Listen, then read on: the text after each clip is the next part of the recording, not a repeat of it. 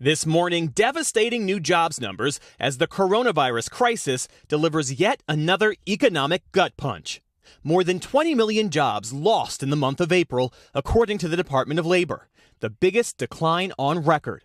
The unemployment rate tripling to 14.7%, the highest level since the Great Depression. I'm basically at my breaking point, worried, nervous, scared. Few corners of the economy or country were spared, although some groups felt the impact more than others, with 19% of Hispanic workers, 17% of black workers, and more than 15% of women now unemployed.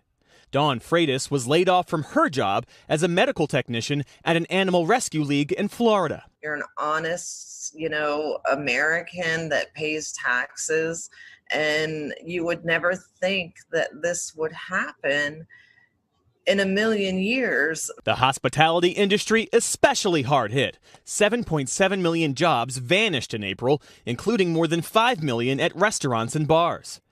Isabella Rodriguez was furloughed from her server job in Tucson and says she's scared of going back to serving customers in a pandemic. It is frightening, especially because we can't imagine how people are going to efficiently socially distance. The Labor Department says the real unemployment rate could be almost 5% higher than reported because some jobless workers are incorrectly classified.